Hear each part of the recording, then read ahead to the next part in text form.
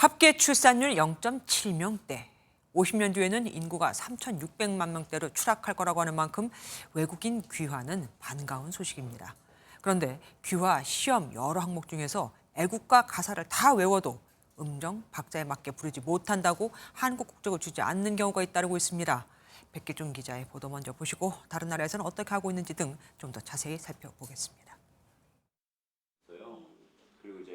한국에 이주한 지 20년째인 한은춘 씨는 대한민국 국적 취득 시험을 수차례 봤지만 번번이 애국가 앞에 고배를 마셨습니다.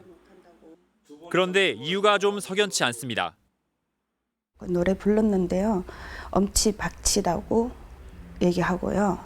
다음에 더 열심히 엄치박치 안 하게 집에 가서 잘 배워서 또 오라고. 법무부는 애국가 음정이나 박자가 어색하면 가사를 암송하게 하거나 손으로 쓰게 한다는 지침을 두고 있지만 소용이 없었습니다. 출입국에다가 전화해서 항의했는데요. 직원이가 가사 외워도 된다고 했어요. 그 다음에 또 시험 보러 갔는데요. 가사 외우면 안 되는가 물어봤는데 안 된다고 하고. 면접관이 매뉴얼을 적용할 때도 있지만 그렇지 않은 경우가 훨씬 많습니다. 지금 구설 그때는 이제 지적을 줘요. 읽으시면 된다고 구설 시험 볼 때는. 근데 최종 면접에는 그런 건 없어요. 이제 노래 더 우렁차게 부르시라, 목소리 작다 이런 거도 지적 많이 받아요. 그게. 법무부는 면접 심사에서 여러 항목을 전반적으로 고려해 당락을 결정한다고 해명했습니다.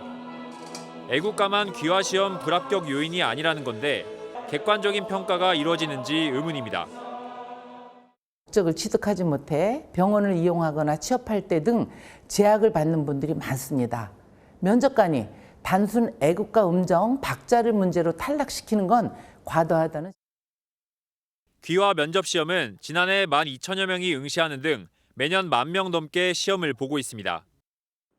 노래 실력보다는 한국어 실력이 응시자들의 당락을 결정할 수 있도록 면접관들이 매뉴얼을 잘 지키게 하는 노력이 필요해 보입니다. MBN 뉴스 백길종입니다. 이 내용 취재한 사회부 백길종 기자와 함께하겠습니다. 어서 오십시오. 백 기자, 그러니까 다른 과목을 다 잘 봤습니다. 그런데 애국가를 잘 못 불렀다고, 그러니까 노래 실력이 부족하다고 그러는 게 말이 됩니까?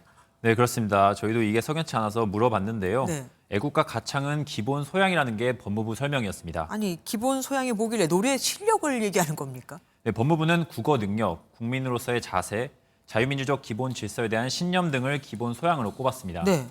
애국가 가사를 외우는 것 정도는 국어 능력 그리고 대한민국 사람으로서의 자세와 연관이 있을 수는 있을 텐데요.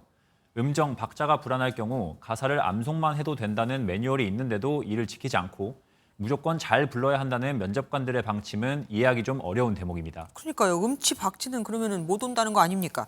다른 나라는 어떻게 하고 있던가요? 네, 우리 국민들이 주로 귀화하는 몇몇 나라들의 사례를 살펴봤는데요. 먼저 미국의 경우 면접 시험에서 국가의 공명을 묻는 질문이 있을 뿐 국가를 직접 불러보라는 평가는 없었습니다.